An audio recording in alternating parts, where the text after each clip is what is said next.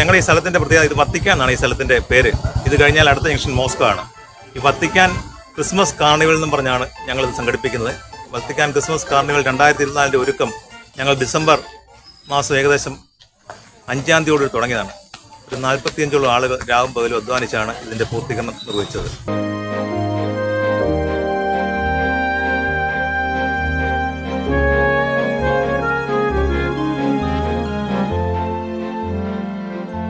ഒരു പ്രത്യേക കാര്യം എടുത്തു പറയേണ്ടത് എന്താണെന്ന് വെച്ചാൽ, കൂലിയായിട്ട് ആർക്കൊന്നും കൊടുത്തിട്ടില്ലാത്ത എല്ലാവരും സഹകരിച്ച് അവരുടെ ജോലി പോലും മറന്ന് കിട്ടുന്ന സമയം ഉപയോഗിച്ചാണ് ഈ കാര്യങ്ങളൊക്കെ ഇവിടെ പൂർത്തീകരിച്ചത്.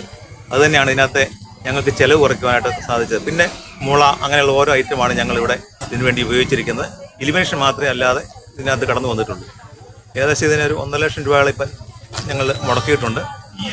പണിക്കൂലി കൂട്ടുകയാണെങ്കിൽ അത് വളരെ വലിയൊരു തുകയായിട്ട് മാറും. കാരണം ഇവിടെ ഓരോ സാധനങ്ങൾ ഉണ്ടാക്കിയിരിക്കുന്നത് ഇവിടുത്തെ നാട്ടുകാരുടെ തന്നെ സഹകരണം കൊണ്ട് അവരുടെ കലാവിരുതാണ് ഇവിടെ കണ്ടിരിക്കുന്ന ക്രിസ്മസ് പാറ, മയില്, അങ്ങനെ എല്ലാ സംഗതിയും അവരുടെ പുൽക്കൂട് എല്ലാം പുറത്തുനിന്ന് ട്രെയിന്, പുറത്തുനിന്ന് ആരുടെയും സഹകരണം ഇത് ഉണ്ടാക്കുവാനൊന്നും ഞങ്ങൾ ഉപയോഗിച്ചിട്ടില്ല.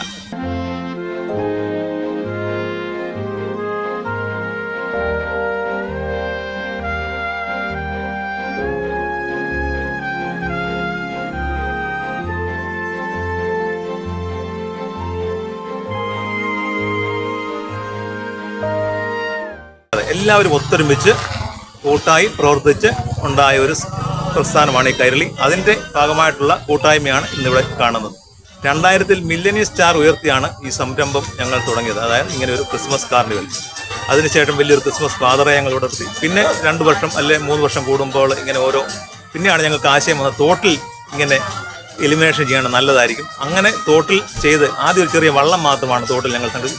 പക്ഷേ അടുത്ത വർഷം എലിമിനേഷൻ ചെയ്തപ്പോൾ വളരെ മനോഹരമായിരുന്നു.